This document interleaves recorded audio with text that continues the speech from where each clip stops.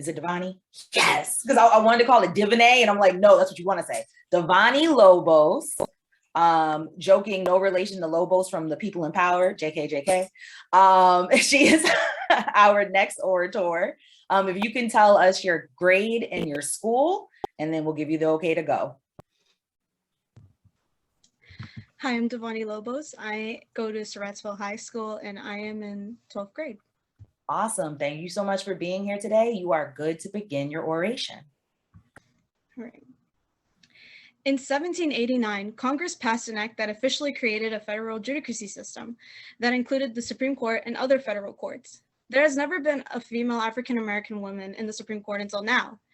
Our standing president, Joe Biden, has recently committed to nominating the first Black woman, Ketanji Brown Jackson, to the Supreme Court. The question at hand requires one to make a decision as to determine whether his thought consists of affirmative action or so to admit that it is about time to select a Black female as a Supreme Court justice. It is my firm conviction that it is time to select a Black female in this role. Let's recognize what the Supreme Court is and its history. The Supreme Court of the United States is the highest federal court in the country and the head of the judicial branch of government.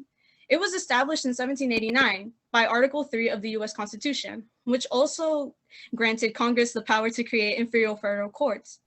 The act former President George Washington signed into law through specifying that the court would be made up of 6 justices who would serve on the court until they died or retired.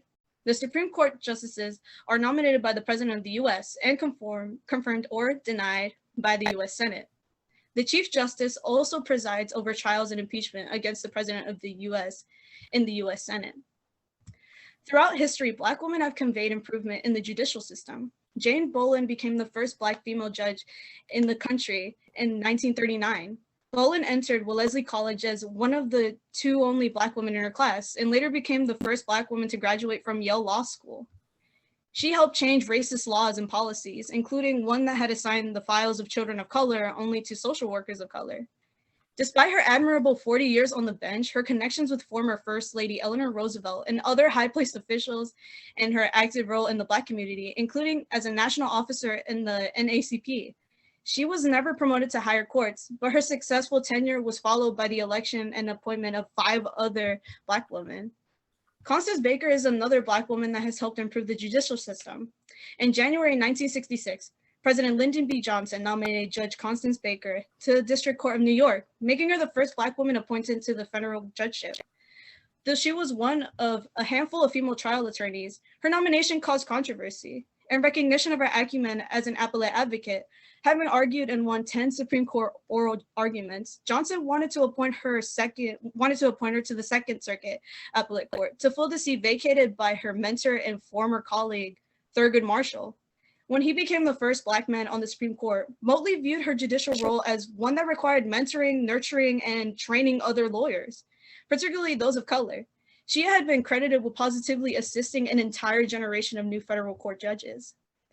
These are some of the many examples that the Black community, specifically African-American women, have had in the justice system. Now having Ketanji Brown Jackson to the US Supreme Court Justice, who currently serves as a judge in the US Court of Appeals for the District of Columbia, and who the White House described as an exceptionally qualified nominee in a statement, and is poised to become the first Black woman to serve on the nation's highest court.